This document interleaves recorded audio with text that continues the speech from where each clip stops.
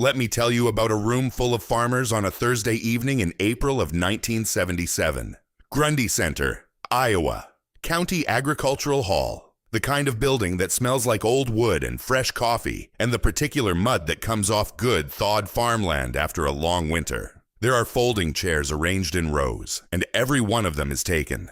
Outside the windows, the sky still holds a little of that pale gold light that comes in spring just before the dark. And if you'd walked past that building on the street, you'd have heard low voices and the occasional laugh of men in a good mood. Men who had reason to be. This was 1977. You need to understand what that meant. In a farming county in Iowa, land values had been climbing every single year since 1970, 7 straight years. Grain prices were strong. The federal government was practically handing out low-interest loans to farmers willing to expand, and the argument being made, in Washington, in state capitals, in rooms exactly like this one, was that American agriculture was the future. Feed the world, grow or get out. There was a feeling in those rooms that the only mistake a man could make was thinking too small. The man at the front of the room that evening was an agronomist from Iowa State University. Sharp suit. Confident hands. He had a presentation on projected commodity prices, federal loan programs, and new high-yield seed varieties. And he delivered it the way a man delivers a speech when he already knows the audience is on his side. He talked about mechanization. He talked about economies of scale. He used a phrase that got through the room like a current.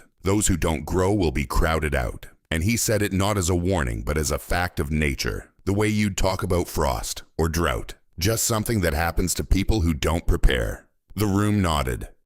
These were men who had borrowed against rising land values and been proven right every single time. They had the receipts. They had the deed expansions and the new equipment and the newspaper features with their photographs and their names printed in bold. They had, in almost every case, more confidence than debt. And in 1977, that felt like the same thing. Now, in that room, near the back, there was a man named Dale Whitmer. I want you to picture him correctly because it matters. He was not large, not loud. He farmed 120 acres outside Ackley, about 20 minutes east, and he'd been doing it the same quiet way for nearly a decade. No expansion, no new equipment loans. He'd repaired his tractor 3 times rather than replace it. He kept a small cattle herd on the side. He grew a couple of different crops rather than going all in on one. And he came to meetings like this one, sat near the back, and mostly listened. He was the kind of man a room forgets is there.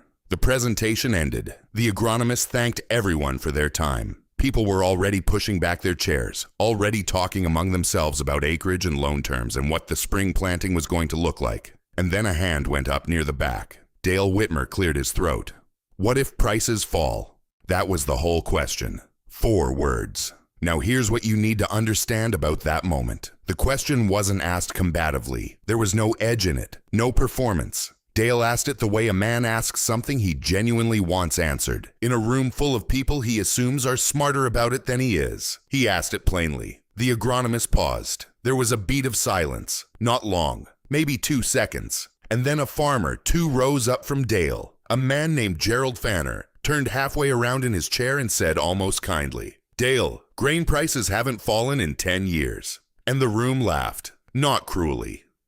That's important too. It wasn't mean laughter. It was the laughter of people who found the question a little touching, a little old-fashioned, the way you might laugh affectionately at a child who asks whether the sun might not come up tomorrow. Almost fond. The agronomist smiled and said something about market fundamentals, about global demand, about how the structural conditions that drove the last decade were not going anywhere. The room settled. People went back to their conversations. Dale Whitmer put his hand down. He didn't argue. He didn't say anything else. He sat there for a few more minutes, finished his coffee, and drove home in the dark to his 120 acres outside Ackley. He was 41 years old. He had no debt. He had a wife named Norma, a cattle herd, a diversified crop plan, and a handwritten ledger in his kitchen drawer where he tracked every month exactly what he had and exactly what he owed. The room had not taken him seriously. Dale had taken the room very seriously. He'd listened to every word of that presentation. He'd watched the faces of the men around him. He'd heard the confidence in the agronomist's voice. And he'd understood something that he couldn't have fully explained if you'd asked him to, which is that confidence and certainty are not the same thing. and that a room full of people who've been right for 7 years in a row is a room that has stopped asking the question that matters most. He drove home. He wrote in the ledger. He went to sleep. Outside, the Iowa spring was coming on strong. The ground was thawed and ready. In the morning, there would be planting to think about. And 3 years later, everything in that county was going to change. But that's not what this story is really about. This story is about where Dale Whitmer learned to ask that question in the first place, and what it cost him to keep asking it when everyone around him had stopped. To understand Dale Whitmer, you have to go back further than 1977. You have to go back to a man named Roy. Roy Whitmer farmed that same 120 acres his entire life. Born on it, worked it, died on it. He was Dale's father, and by the time Dale was old enough to walk the fields beside him, Roy had already developed the particular kind of quietness that comes not from having nothing to say, but from having learned, slowly and at some cost, that most of what gets said in groups of men doesn't hold up later. Roy had watched neighbors borrow and expand and borrow again. He had watched some of them do well. He had watched others disappear from the county without much fanfare, their land absorbed by someone else, their names spoken less and less until they stopped being spoken at all. Roy never borrowed, not once, not for equipment, not for seed, not for land. He worked what he had, and he saved what he could, and he kept it simple. And if that meant the farm stayed small, then the farm stayed small. He didn't frame it as virtue. He framed it as arithmetic. You spend less than you make. You own what you have. You answer to no one. Anything else, and you're farming for the bank whether you know it or not. Dale was maybe 12 years old when his father said the thing that stayed. They were walking the east field after a long day, almost dark, and Dale had asked about a neighbor who'd just taken on a second loan to buy new equipment. Good equipment. The kind that made the work faster and cleaner, and would probably pay for itself in a few seasons if things went right. And Roy walked a few more steps before he said it, quietly, almost to himself. A man who owes nothing answers to no one. Dale didn't write it down. He didn't need to. It landed in him the way certain things do when you're young. Not as an idea you think about, but as a fact you just start living by. The way you live by knowing fire is hot, or that ground needs rain. He carried it into adulthood. He carried it into his own farm. And when the 1970s came along with their climbing land values and their federal loan programs and their agronomists telling rooms full of men to grow or get out, Dale Whitmer heard all of it and weighed it against that one sentence from his father and came out the same place every time. He stayed small. He stayed clear. And his neighbors, bless them, they noticed. They just didn't know what to make of it. The word they used for Dale through most of the 1970s was cautious, sometimes careful. Once in a while, when they were being less charitable about it, timid. He heard all of it. He understood why they said it. These were men who had borrowed money at 7% interest to buy land, and then watched that land double in value in 4 years. They weren't wrong to feel confident. They had the evidence. Every single year, the math had come out in their favor. And every single year, Dale's approach had looked a little more like stubbornness and a little less like wisdom. Clint Murphy was the clearest example. Clint was about 10 years younger than Dale, maybe 30 in 1976, and he'd been featured in the regional agricultural paper that year. Photograph, long article, name in bold. He'd expanded from 200 acres to 600 in 5 years. New combine, new grain storage, 2 federal loans at favorable rates. He was the county's picture of what ambition looked like. If you asked people around Grundy Center who was doing it right, Clint Murphy's name came up first. Dale read the article. Norma had left it on the kitchen table. He read it all the way through, folded it in half, and handed it back to her without a word. She put it in the kitchen drawer. Neither of them said why. Now, 1980 arrived. At first it just felt like a shift in weather. Interest rates, which had been sitting comfortable for years, started to move. Nobody panicked.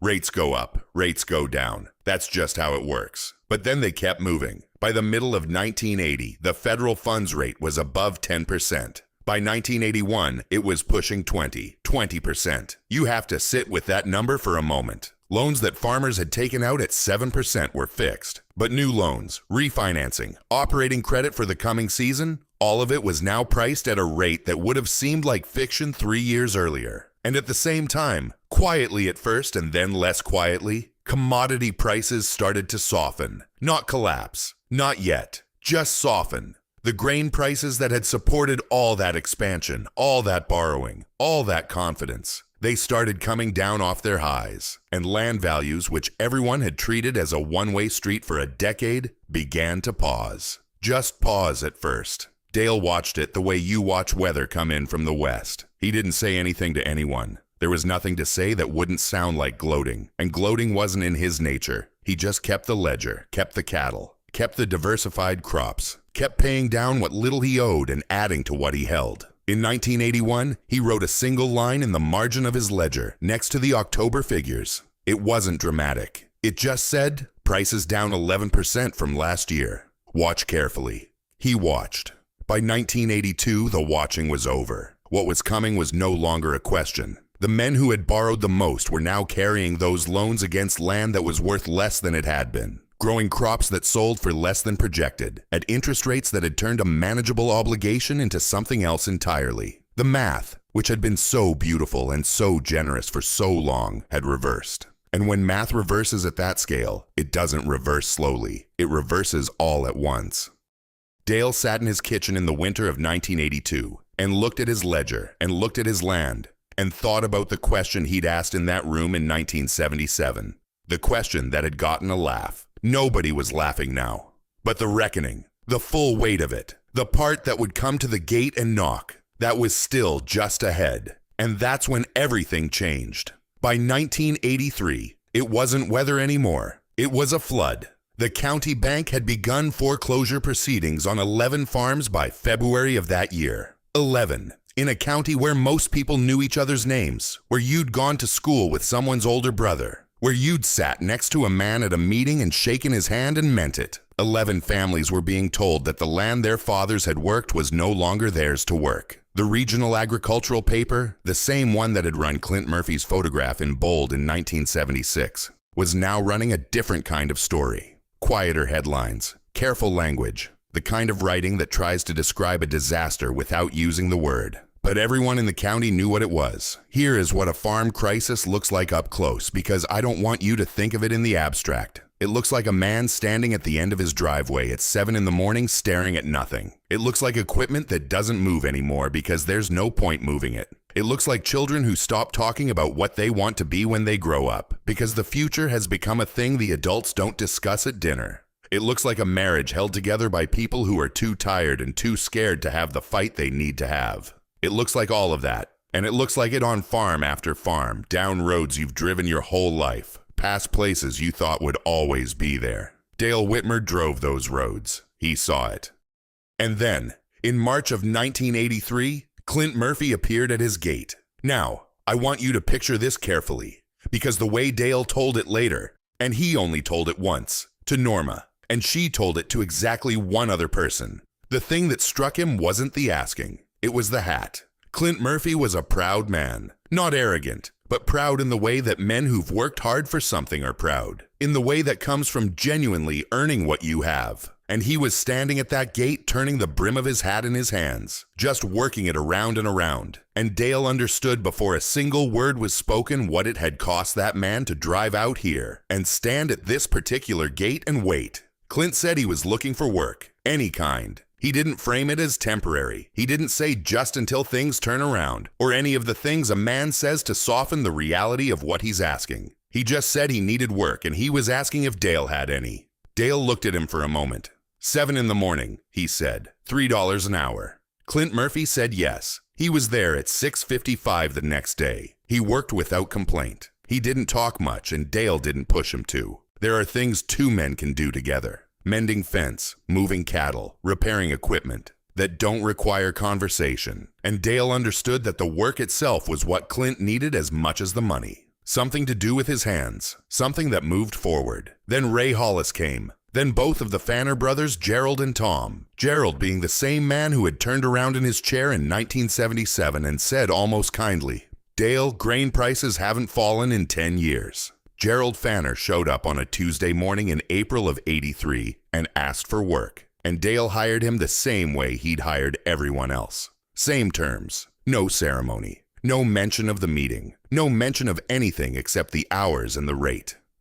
That's who Dale Whitmer was. And then, On a Wednesday in early May, a car Dale didn't recognize came up the drive. A good car, not new, but kept up. A man got out in a collared shirt and slacks and stood for a moment looking at the farm with the particular expression of someone taking professional inventory. Dale watched him from the barn door. It was the agronomist from Iowa State, the man who had run the meeting in 1977. The man whose presentation had set the room nodding, and whose answer to Dale's question had drawn that gentle, affectionate laugh. He was older now, of course. Everyone was, and he looked it more than most. He introduced himself again, though Dale remembered him perfectly, and he said he was doing some outreach, talking to farmers in the county who were still operating independently, trying to understand what had worked and what hadn't. Purely observational, academic interest.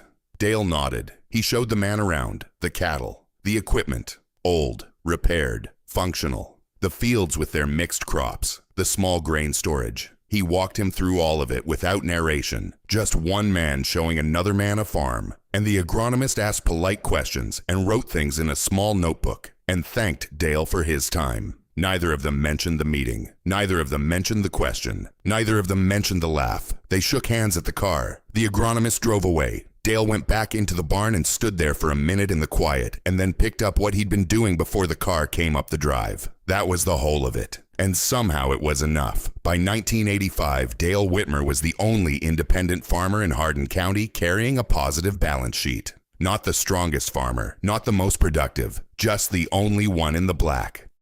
The county bank, which had spent 2 years managing the fallout of its own lending decisions, sent a manager out to the farm with a proposal. They had distressed borrowers who needed guidance, men trying to restructure what remained of their operations, trying to figure out what was salvageable and what wasn't. Would Dale be willing to consult? Dale agreed. He set his own terms, and his terms were simple: cash payment or acres, his choice. The bank agreed. They didn't have much leverage to do otherwise. Over the next 2 years, working farm by farm, Dale sat with men at their kitchen tables and looked at their numbers and told them plainly what he saw. He didn't moralize. He didn't say, "I told you so," not once, not in any form. He just looked at the ledger and told the truth about what was there and what wasn't, and helped them figure out what they could hold and what they had to let go. Some of them saved something, some of them couldn't. And the acres, the ones that came to Dale as payment, bought at the floor of the worst farm crisis since the Great Depression, bought from a bank that needed to move distressed land and had run out of better options. Those acres were his, outright, the day the paperwork was signed. No loans, no leverage, just land, owned clear, added to the ledger in his careful hand. By 1987, Dale Whitmer farmed 360 acres. Every single one of them owned free and clear. He was 51 years old. He had started with 120. He had not borrowed $1 to get where he was. He had simply asked a question that the room laughed at, held on to the answer when the room forgot the question, and waited. The room that had laughed in 1977 was not laughing now. It wasn't exactly silent either. It was something harder to name than that, something that lives in a man's chest when he has to revise completely and without comfort what he thought he understood about another man.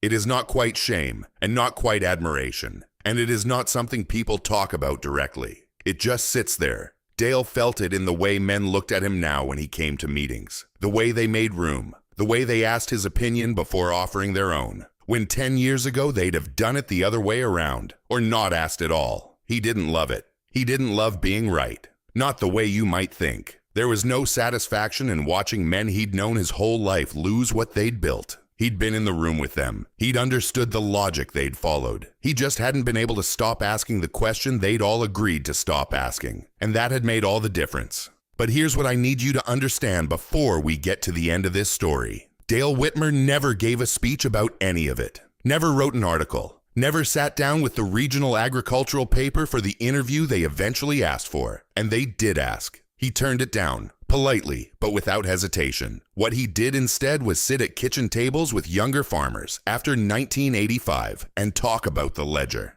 about writing things down, about the difference between what you have and what you think you have, and why it matters to know which one you're looking at. Most of them wrote down what he said. A few of them actually followed it. And what happened after that, what he left behind, and what Norma found in the drawer after he was gone, That's the last thing I need to tell you, and that's the part that matters most. Dale Whitmer did not become famous. I want to say that plainly, because we live in a time when stories like this one are expected to end a certain way, with a profile in a national magazine, or a speaking invitation, or at least a moment where the room stands up and acknowledges what it got wrong. We expect vindication to have a shape, a ceremony, some public form. Dale got none of that, and I don't think he wanted any of it. What he got instead was quieter, and depending on how you look at it, more lasting. After 1985, younger farmers started finding their way out to the farm outside Ackley. Not in groups, one at a time usually, driving out on a Saturday morning or a weekday evening, parking in the drive and waiting to see if Dale would come out of the barn or the house. He always did. He'd wave them in, and Norma would put coffee on, and they'd sit at the kitchen table and talk. Or rather, they'd talk. And Dale would mostly listen, and then ask a few questions, and then say something that felt small in the moment and turned out to be the thing they remembered for the rest of their lives. He never charged for any of it, never set terms. These weren't distressed borrowers sent by the bank. These were just young men who'd heard something about a farmer outside Ackley who'd come through the crisis without losing a single acre, and wanted to understand how that was possible. Dale would pull out the ledger, not to show off, to explain. He'd open it to a page from the early 70s and point to the figures, monthly, careful, written in the same hand year after year. And he'd say something like, "You can't make good decisions about what you don't measure." Or he'd turn to a page from 1981 and show them where he'd written prices down 11%. Watch carefully. And he'd explain that the watching wasn't pessimism. It wasn't fear. It was just the habit of treating a question seriously, even when the room had decided the question was already answered. Most of the young men who sat at that table wrote things down. A few of them went home and started their own ledgers. Fewer still kept those ledgers going for more than a season or two, because the discipline required is quiet and unglamorous and produces no immediate reward. But some of them did. And some of those men, 20 and 30 years later, would find themselves sitting at their own kitchen tables with someone younger across from them. And they'd reach for a notebook, and they'd start the same way Dale started. Write down what you have. Write down what you owe. Look at it every month. Don't look away. That's the whole of what he taught. It doesn't sound like much. It is, in fact, everything. Now, the interview. In the spring of 1988, a reporter from the regional agricultural paper called The Farm. Same paper that had run Clint Murphy's photograph in bold in '76. Same paper that had run the quiet, careful headlines during the crisis. They were doing a retrospective, 10 years on from the expansion era, looking at what had worked and what hadn't, talking to farmers who'd navigated the decade well. They wanted Dale's story, his perspective, a photograph maybe, out by the fields. Dale listened to the whole pitch on the phone. Then he said no. Thank you, but no. Norma was standing in the kitchen doorway when he hung up. She raised an eyebrow. Dale shook his head once. That was the whole conversation. He wasn't being modest exactly. And he wasn't being difficult. He just understood something that is genuinely hard to explain to people who haven't lived it, which is that the moment you start performing a thing, you risk losing the thing itself. He had spent 20 years making quiet decisions in a world that preferred loud ones, and the value of those decisions lived precisely in their quietness. Putting a photograph in the paper would not help him farm better. It would not help the young men at his kitchen table. It would not add a single true entry to the ledger. So he said no and went back to work. That evening, Norma set something on the kitchen table. It was a newspaper clipping, yellowed now, creased along a fold line that had been opened and closed enough times to go soft. Dale looked at it and recognized it immediately, even after 11 years. The 1976 feature. Clint Murphy's name in bold at the top. The photograph of the new combine. The agronomist quoted near the bottom, talking about the future of American farming. Norma had kept it in the kitchen drawer the whole time. Through the meeting in '77, through the rising interest rates, through the crisis, through all of it. She had kept this clipping in the drawer without ever making a thing of it, without ever taking it out and setting it in front of him during any of the moments when it might have meant something pointed. She took it out now. She set it on the table. And she went back to whatever she'd been doing in the other room. Dale sat down. He picked up the clipping. He read it. All of it, from the top. The way you read something when you want to take it seriously rather than just confirm what you already think. He read about Clint Murphy's ambitions and his acreage and his equipment. He read the agronomist's quotes about market fundamentals and global demand. He read the confident language of a moment that had believed itself permanent. Then he folded the clipping once along the original fold line, and he put it back in the drawer. Not as a trophy. You have to understand that. Not as evidence. Not as the final word in an argument that had taken 11 years to settle. He put it back in the drawer because that's where Norma had kept it. And she had kept it there for a reason that had nothing to do with winning and everything to do with remembering. Some things deserve to be kept, even when, maybe especially when, you're not entirely sure why. Dale closed the drawer. He went to bed. In the years after that, when younger farmers came to the table and asked him to explain himself, to explain how he'd done it, what he'd known that the others hadn't, what the secret was, he gave them the same answer every time. And it was always shorter than they expected, and always simpler, and always, without fail, exactly right. He'd say, "I just never stopped asking what happens if it goes wrong." That was it. No formula, no system, no complicated philosophy, just the habit of holding the uncomfortable question in your hands and refusing to put it down because the room has decided it's been answered. Clint Murphy, for what it's worth, recovered. Not fully. He never got back to 600 acres, but he found his footing eventually. He worked for Dale for 2 seasons, and then got a small operation going on rented land, and then bought 40 acres outright in '89, when prices were still low, and built from there. Careful. Slower than before. He and Dale stayed on good terms the rest of their lives. They didn't talk about the crisis directly. Men of that generation rarely did. But there was something in the way they shook hands when they saw each other. A steadiness, a mutual recognition that carried more than most conversations could have. Dale died in the spring of 2004. He was 68 years old. He had farmed that land for more than 30 years, and he left behind 360 acres. Every one of them unencumbered, and a wife named Norma, and a reputation that was spoken about quietly and with real weight by people who understood what it meant. No obituary mentioned the meeting in 1977. No one outside the county would have known why it mattered. After the funeral, Norma went through the house the way you go through a house after someone is gone, slowly, with long pauses, touching things and setting them down. She opened the kitchen drawer. The clipping was there, yellow and soft along the fold. And beside it, pushed to the back, the original ledger. She hadn't known he kept it there. She took it out and set it on the table and sat down with it in the afternoon quiet, and opened it to the first page. 1968. His careful hand, monthly figures, small and steady, running forward through the years, through the expansion era, and the crisis and the recovery, and all the years after. Each month its own line. Each line its own small act of attention. She turned to the last page. The final entry was from February of 2004. The numbers were there, same as always, careful, true. And below the last figure, in the same hand he'd used for 36 years, 2 words. No explanation, no sermon, no moral stated directly, because the man had spent his whole life understanding that a thing stated directly is half as true as a thing lived. Just 2 words, in the space below the final number, at the bottom of the last page of the ledger of a man who had asked the wrong question in a room full of confident people, and turned out to be the only one asking the right one. Still here. Norma closed the ledger. She put it back in the drawer, beside the clipping, and she left them there together, where they belonged.